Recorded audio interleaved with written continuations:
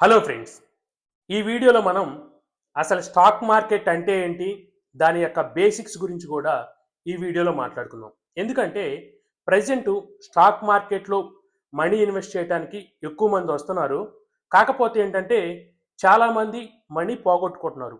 దానికి కారణం ఏంటంటే స్టాక్ మార్కెట్లోకి వచ్చేటప్పుడు వాళ్ళకి స్టాక్ మార్కెట్ మీద ప్రాపర్ అవగాహన లేకుండా స్టాక్ మార్కెట్లో మనీ ఇన్వెస్ట్ చేయటం వల్ల ఎక్కువ మంది మనీ పోగొట్టుకుంటున్నారు. సో అలా కాకుండా మనం ఎప్పుడైతే స్టాక్ మార్కెట్లోకి ఎంటర్ అవ్వాలి, స్టాక్ మార్కెట్లో మనీ ఇన్వెస్ట్ చేయాలనుకుంటామో అప్పుడు మనం స్టాక్ మార్కెట్ గురించి కంప్లీట్గా తెలుసుకొని అప్పుడే స్టాక్ మార్కెట్లోకి రావాలి. సో ఈరోజు ఈ వీడియోలో మనం అసలు స్టాక్ మార్కెట్ అంటే ఏంటి, దాని యొక్క బేసిక్స్ గురించి కూడా మాట్లాడుకుందాం. స్టాక్ మార్కెట్ అంటే ఏంటంటే ఒక కంపెనీ యొక్క షేర్స్ని అమ్మటం కానీ లేదా కొనటం కానీ చేసేదాన్నే స్టాక్ మార్కెట్ అంటారు. ఫర్ ఎగ్జాంపుల్, ఇప్పుడు నాకు ఒక కంపెనీ ఉంది. ఆ కంపెనీ వాల్యూ 100 కోట్లు అనుకుందాం.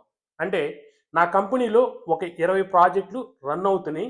కానీ నేనేమనుకుంటున్నానంటే నా కంపెనీని ఇంకా పెద్దగా గ్రో చేయాలనుకుంటున్నాను. అంటే పెద్దగా విస్తరించాలనుకుంటున్నాను. అలాంటప్పుడు ఏంటంటే నాకు ఇంకొక 100 కోట్లు ఉంటే నా కంపెనీని బాగా డెవలప్ చేయగలను.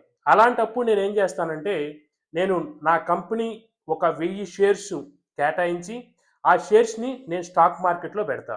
పెట్టినప్పుడు ఏం జరిగిద్దంటే కొంతమంది ఎవరైతే స్టాక్స్ కొనాలనుకుంటారో వాళ్ళు నా కంపెనీ యొక్క స్టాక్స్ కొంటారు. అంటే ఒక 100 మంది తలా ఒక 100 స్టాక్స్ కొన్నారనుకోండి. అప్పుడు ఏం జరిగిద్దంటే నా కంపెనీలో హక్కులు ఏంటంటే నాకు 50% ఉంటాయి. ఎందుకంటే నా 100 కోట్లు నేను ఇన్వెస్ట్ చేసి కంపెనీని రన్ చేస్తున్నాను.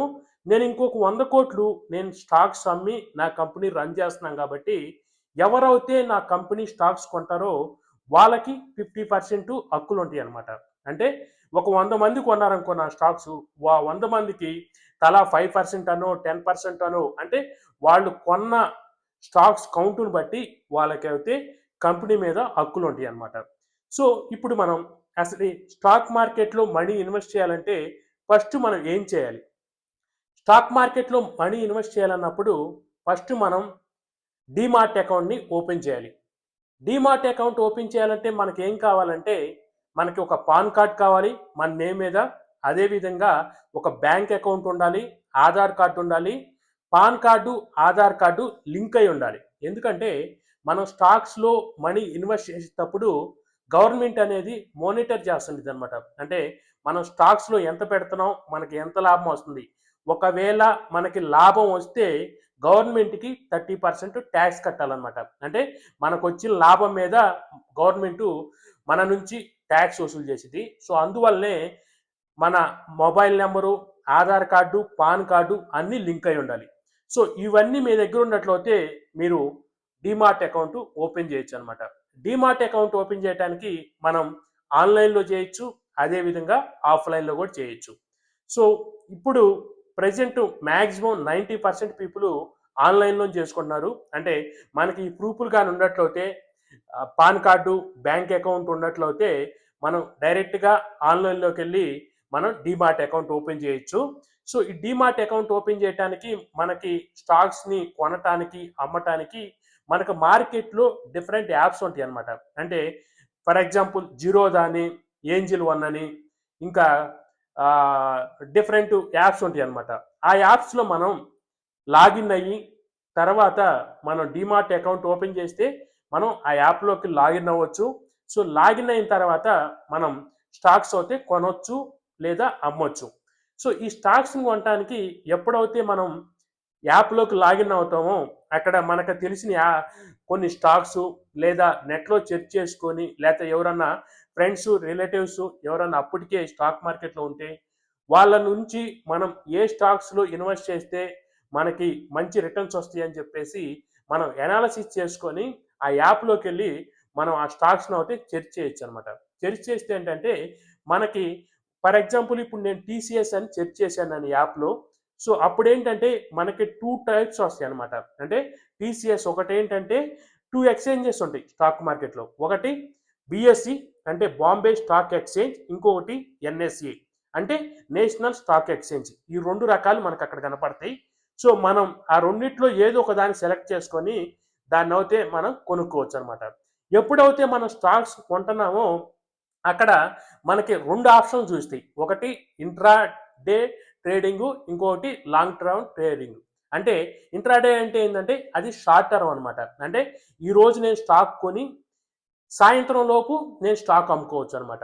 అంటే ఈ ఏంటంటే డేలో మనం ఎప్పుడైనా కొనొచ్చు, ఎప్పుడైనా అమ్ముకోవచ్చు. కాకపోతే ఏంటంటే ఈ ఇంట్రాడే ట్రేడింగ్‌లో మనకి రిస్క్ ఎక్కువ ఉండిద్ది. ఎందుకంటే ఒక్క రోజులోనే స్టాకు పెరగొచ్చు లేదా తగ్గొచ్చు. అంటే మనం కొన్న షేరు పెరగొచ్చు లేదా తగ్గొచ్చు. పెరిగితే లాభం వస్తుంది. తరిగితేనేమో మనకు నష్టం వస్తుందనమాట. ఇంకొకటేందంటే లాంగ్ టర్మ్ స్టాక్. అంటే మనం ఈరోజు కొని మనం ఎప్పుడైనా ఫ్యూచర్‌లో అమ్ముకోవచ్చు. అంటే ఇప్పుడు నేను ఒక స్టాక్‌ని రూ. 1000 పెట్టి ఈరోజు కొన్నాను. నేను ఒక సంవత్సరం తర్వాత ఆ స్టాకు 1500 అయిందంటే అప్పుడు నేను అమ్ముకోవచ్చనమాట. అంటే మనకి 50% రిటర్న్ వచ్చిందని. సో, ఇప్పుడు మనం స్టాక్స్ కొన్న తర్వాత మనం ఇక్కడేంటంటే మనం తెలుసుకునే విషయాలు స్టాక్ మార్కెట్‌లో ఎప్పుడైనా మీరు స్టాక్స్‌లో మనీ ఇన్వెస్ట్ చేస్తున్నప్పుడు ఆ స్టాక్సు పెరగొచ్చు. ఒక ఒక టైంలో పెరుగుతుంటాయి. ఇంకో టైంలో తరుగుతుంటాయి. అంటే ఈరోజు పెరగవచ్చు, రేపు తగ్గిపోవచ్చు. కాకపోతే ఏందంటే ఇవన్నీ దేని మీద ఆధారపడి ఉంటాయంటే మనం ఆ కంపెనీ యొక్క ఒక కంపెనీ స్టాక్స్ మనం కొన్నట్లయితే ఆ కంపెనీకి లాభాలొస్తే మనకి లాభం వస్తుంది.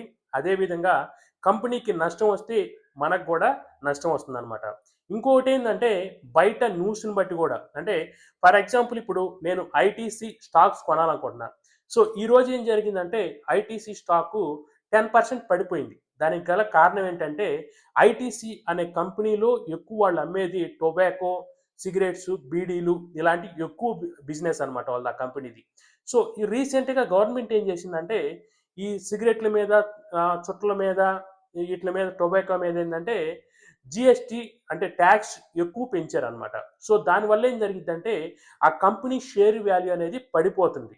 సో, అలాంటప్పుడు ఏంటంటే మనం ఎప్పుడైనా ఒక స్టాక్‌ని కొనాలన్నా, అమ్మాలన్నా సో, మనం ఫస్టు ఒక న్యూస్ తెలుసుకోవాలి. అంటే స్టాక్స్ ఎప్పుడు కొనాలి, ఎప్పుడు అమ్మాలనేది కాకుండా స్టాక్స్ కొనేటప్పుడు మనం ఆ కంపెనీ గురించి తెలుసుకోవాలి. అంటే కంపెనీ మంచి కంపెనీయా? లేకపోతే చిన్న కంపెనీయా?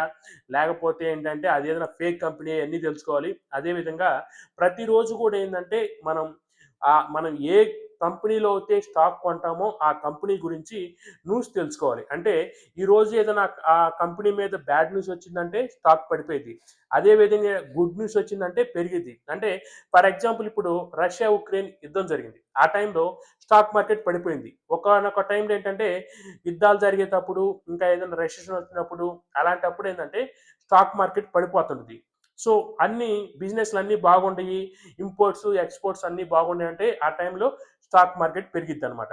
సో, ఇలాంటి విషయాల మీద గూడా ఏందంటే స్టాక్ మార్కెట్టు ప్రైస్ అనేది అంటే పెరగటం గాని, తగ్గటం గాని ఆధారపడి ఉండిద్దనమాట.